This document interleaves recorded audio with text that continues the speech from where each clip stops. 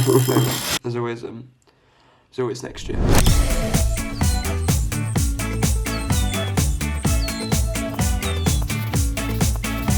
Oh, a parcel. Is that for me? Hello. Good morning. I hope you're doing well. I've got the house to myself today. Let's see if the tortoise is awake. Hello. Hello. There we go. They're going to start hibernating soon.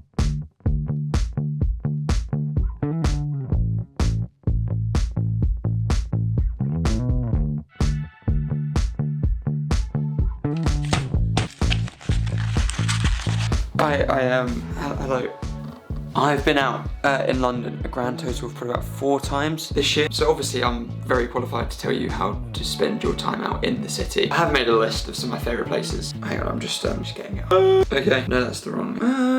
You know. First things first, before you go out in London, you need to know the rules. And those rules are pub, Wetherspoons, bar, nightclub, takeaway, home.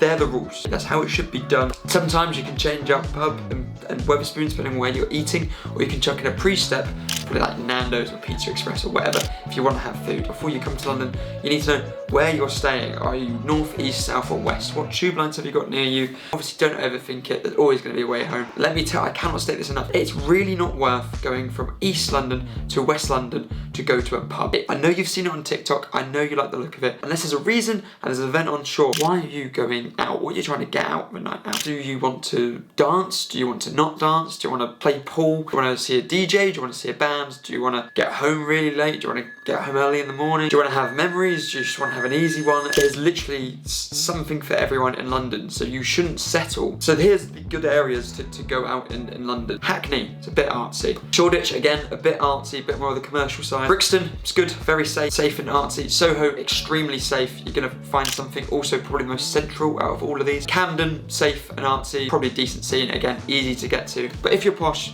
Greenwich is probably your best option. Here's some easy chain bars to get your night started. You have Simmons, Lou's Kitchen, O'Neill's, Box Park, Vinegar Yards. They're pretty much the same thing. It's just like that type of marketplace style food and drinks. Wetherspoons, obviously, literally just a pub, cheap. All Bar One, posh. NQ64, it's like an arcade bar. They have a few of them. Be At One and Revs are pretty much the same sing, song, dancing. Nordic bar events, I think there's 1 or 2 of them. And Boom Battle bar events. Again, they're everywhere. I've never actually been in one. Big part of London is music, live music. Here's some good venues that will both do gigs and concerts, but also will do club nights when there's not a gig. And I would suggest if you are coming to London, try and see a gig, because they are really good. In my opinion, there's no better music than live music. O2, big. Apollo, Hammersmith Apollo, big venue. Alexandra Palace, big venue, quite hard to get to. Wembley, really big. Wembley Arena, big. Lou's Kitchen, all of them somewhat smallish. Definitely buy tickets beforehand. Coco in Camden, good. It's just really good. Electric Brixton, Electric Ballroom in Camden,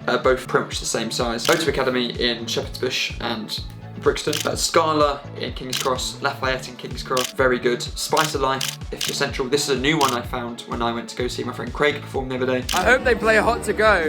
This is a Peter Baker concert, you idiot.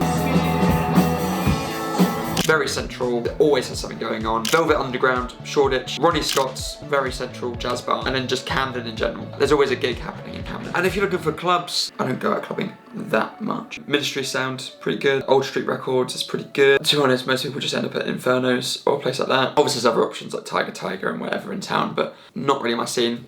Probably best to do research yourself on nightclubs. But going out in London doesn't have to be drinking. There's also other options that I would probably suggest. Comedy clubs all over London. Top Secret Comedy Club, Comedy Store, Angel Street Comedy, and the Soho Theatre always has something on.